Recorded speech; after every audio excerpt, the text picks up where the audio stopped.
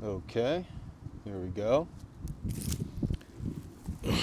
We're rolling now, I think. Pretty sure, partner. Who knows? Let's go over some things today, though. Some various writings that I have. So I wrote this concept to explain a process by which men are able to overcome a lot of their internal problems. I refer to it as hemostasis, which is just the body's ability to staunch and or prevent bleeding. So you kind of take that concept and you understand how many of these like systems and stuff in the world, and how there's so much influence that directs you towards something that's not beneficial for men at all, but you're told that it is, you're taught that it is. So hemostasis, yeah, that refers to basically understanding what internally has been conditioned in you, and allowing yourself to find out the reasons why, to be able to ask those questions, to have the courage and the power to be able to stand up to yourself and ask those questions with the expectation of an answer.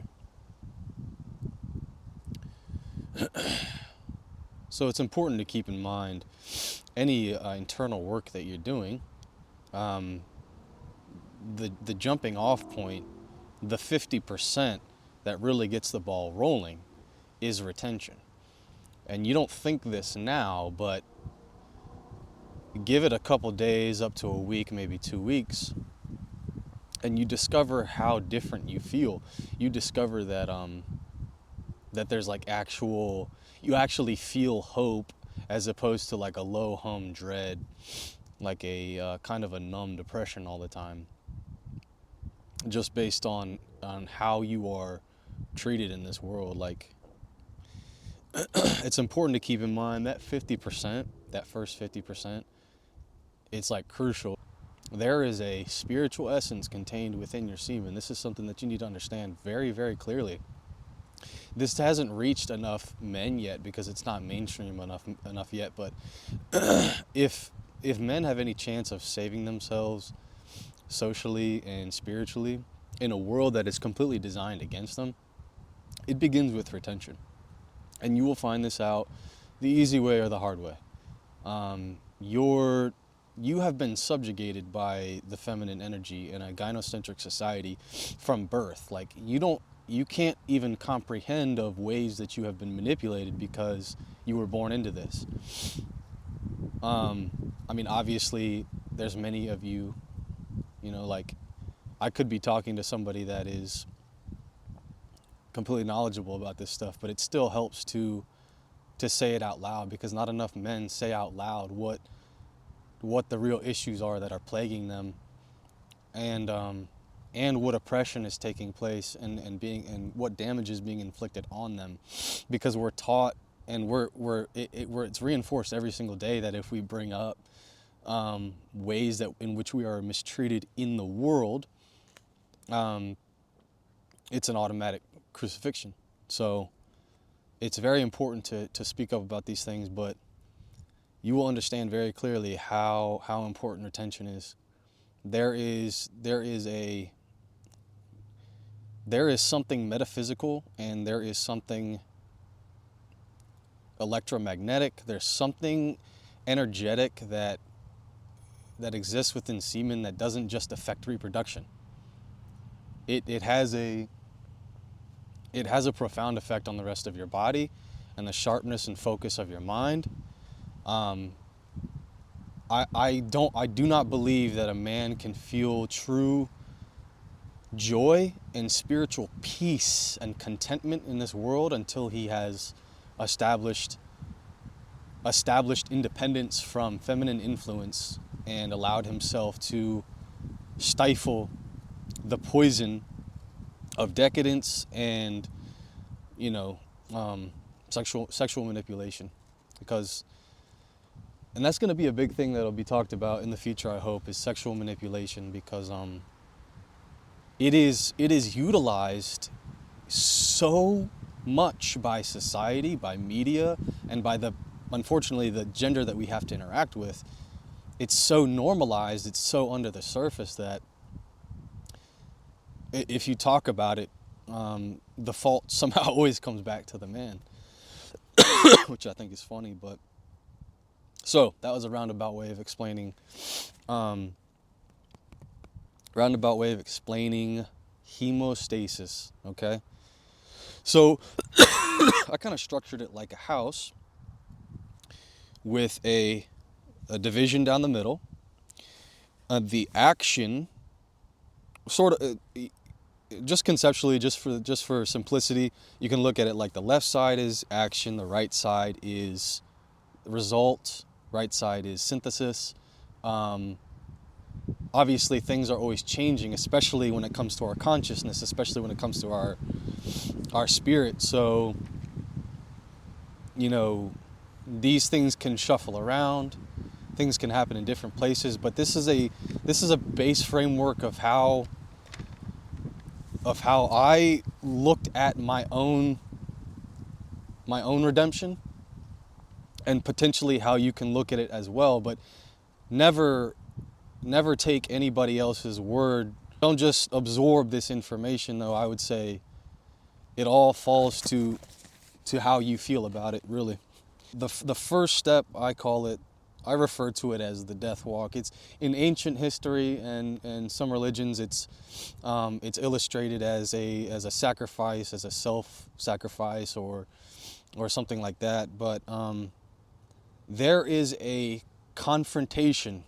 There is this contentious moment, a standoff, like in a Western, that you're going to have with your mind when it comes to really exploring and trying to solve the real problems, the real root of your issues.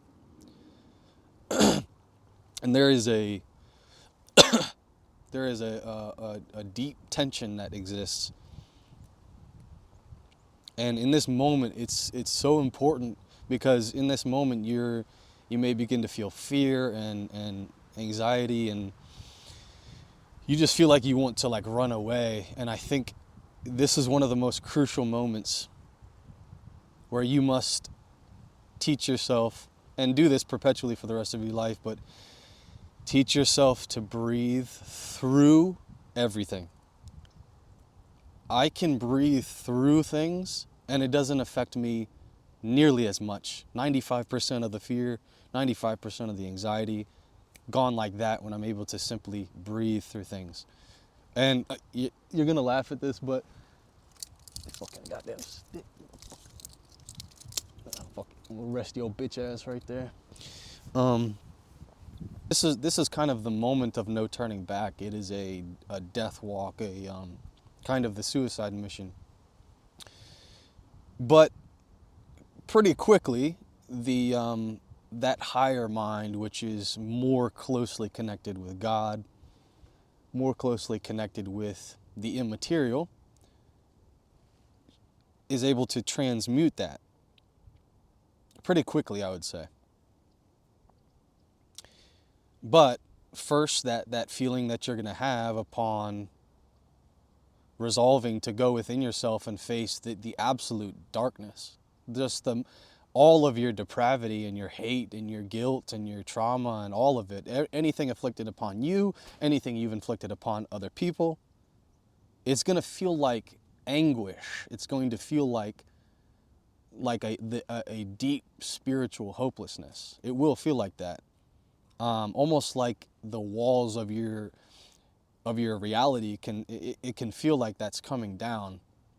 But it's important to remember that's a sensation and a reaction from the mind.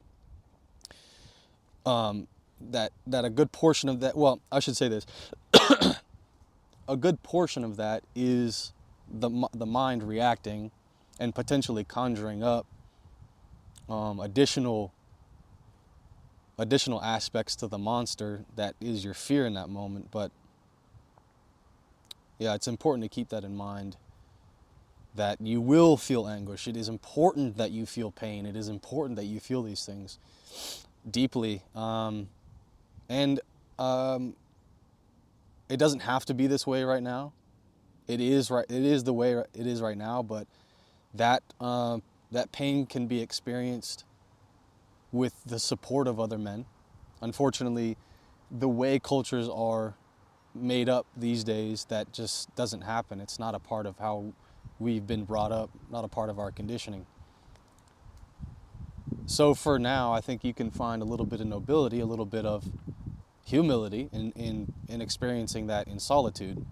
But just remember, there is a power and a presence that is with you that at times you can't feel at all, but really has never left you. And if you can find a way to tap into that, it actually really does make this whole process a lot easier. But I don't want to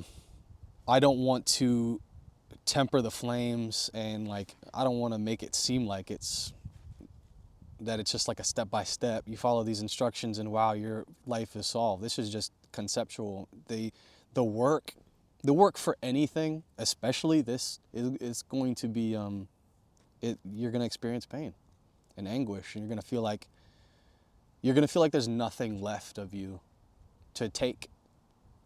And it's important that it's okay. It's important for you to know that it's okay to have that feeling. So the anguish starts to fulminate into something because you're on the opposite side of the spectrum, or I guess you could look at it like you have hit an emotional rock bottom. So it's starting to change into something else that's not bliss, but it's something different, because your personas and all that stuff are like, they're all like basically at your feet,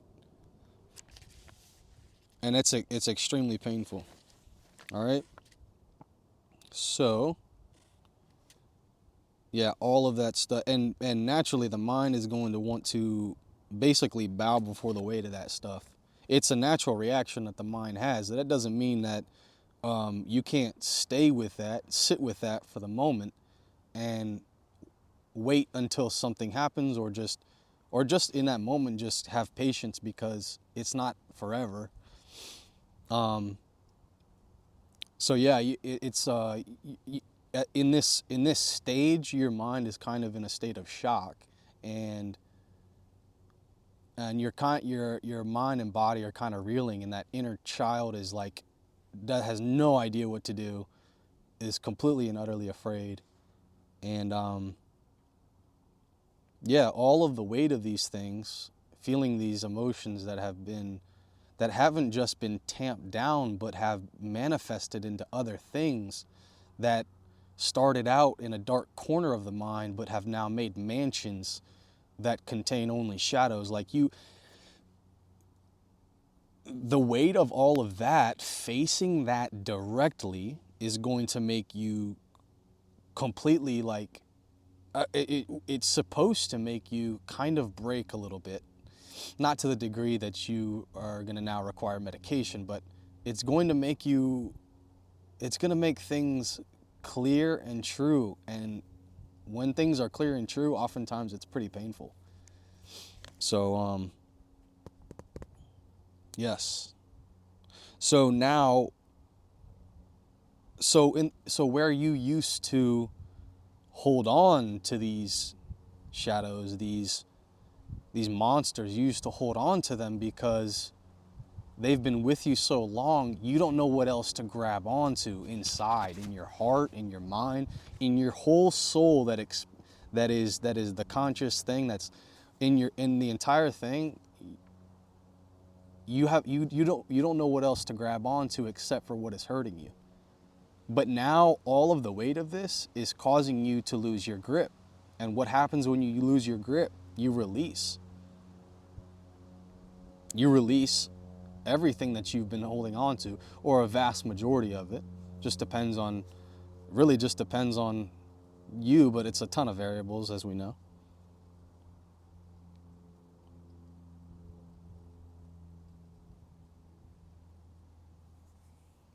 So at this point, this is where things start to get good, because the voices have become quiet, the breathing has stabilized, and this this is where you begin to question. You begin to question all the traps in here. You begin to question all these illusions and all the conditioning that you've been infected with.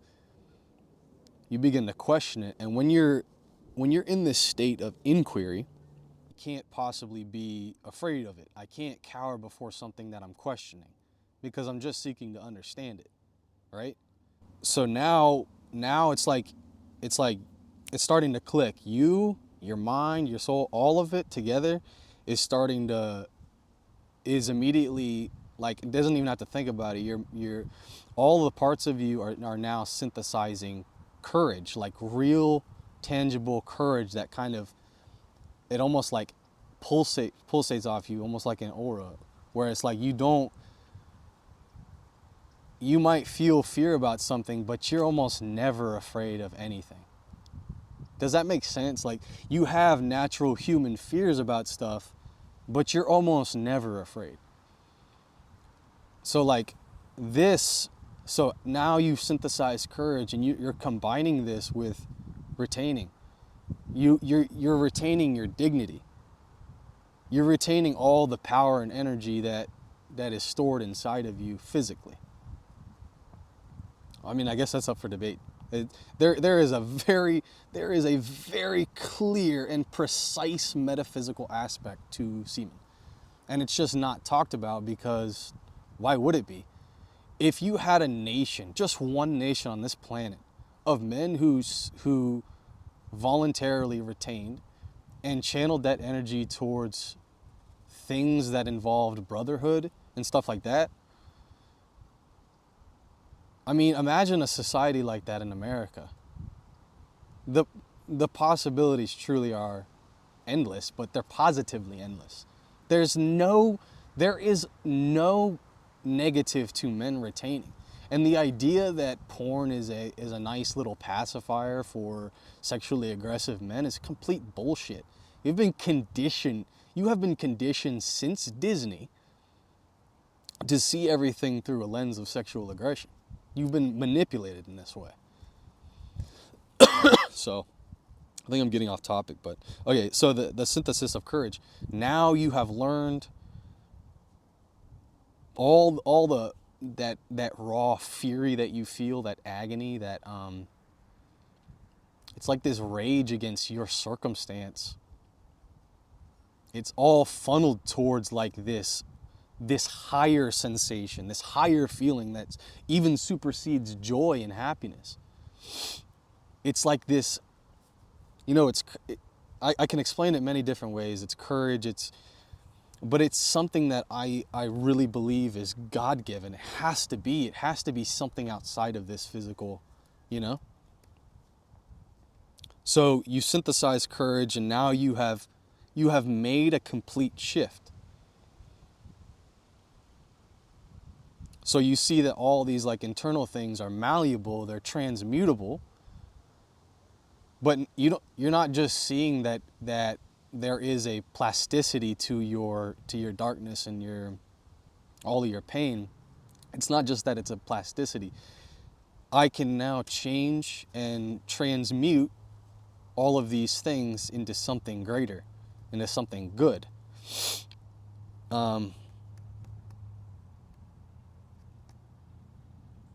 Yeah, and this shift goes hand in hand with a recognition of, you're now recognizing that reality kind of scales a little bit.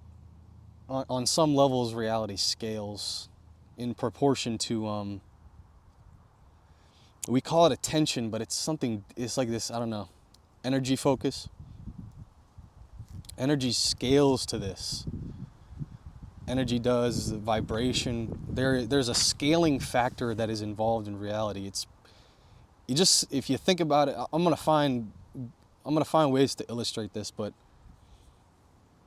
I'm sure many of you have thought of this. That there is like double, triple repercussions but not just in negative ways, in positive ways with your experience with the universe. Let's see. This is probably my favorite part because it's after the attainment of power, of an inner power that you have. Doubt, I wrote it down, doubt more often than not has been replaced by a low hum sensation, which can only be described as gratitude.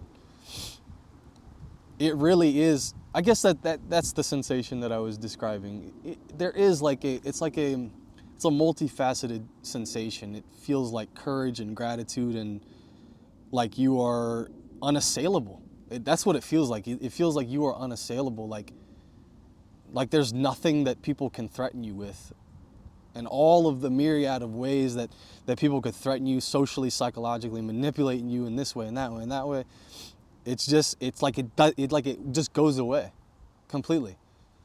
Well, not completely. I mean, we're human, right? So we have our moments, but for the most part, yeah, it's amazing. Let's see. Yeah, and so that gratitude then synthesizes into wisdom. You realize that everything's an energy transfer.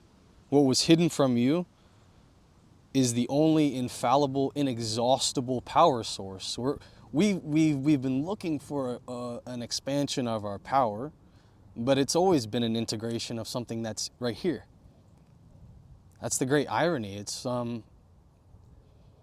that's one way I look at the story of the prodigal son. But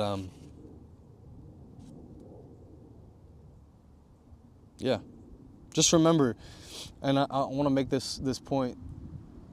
When you release your seed and your energy and your power, your standards drop. Not just your standards for women, your standards for everything drops, culminating in a depravity of the self, kind of. And you begin to loathe. You begin to kind of loathe yourself a little bit, and yeah, just keep in mind what kind of spiritual power resides in men specifically. I mean, of course, you're not educated and propagandized with positive messaging for men. So I'm gonna find a way to get it to you, to your heart, so that you understand it. The kind of noble power that can reside in you once you have released lust and stuff like that, and releasing, and really just your attachment to carnal pleasures, releasing that and surrendering to a power that's always been with you and will always be greater than you, but is not here to make you bow down. It's here to empower you and to make you see things clearly. It's there to guide you, but it will not force you. It won't force you. The choice has to be you. You know what I'm saying? So, sun is going down. I'm cold as fuck.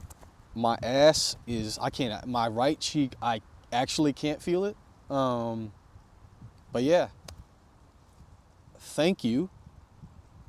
Thank you for being here with me today. This feels weird, sort of, but I don't know. I just feel kind of, I don't know, grateful. So, yeah. I will see you next time. If you guys have any suggestions for things that you think I should talk about, things that you want to see covered, things that men think about that aren't said, that need to be said, please feel free to let me know, and I will do my best to kind of come up with something that really echoes what you're telling me and what your suggestion is. So, sun decided to come out for a hot second. That's my outro, so peace. Oh, fuck. Ow. Oh, my God. Oh, I feel like that kid from Prison Break.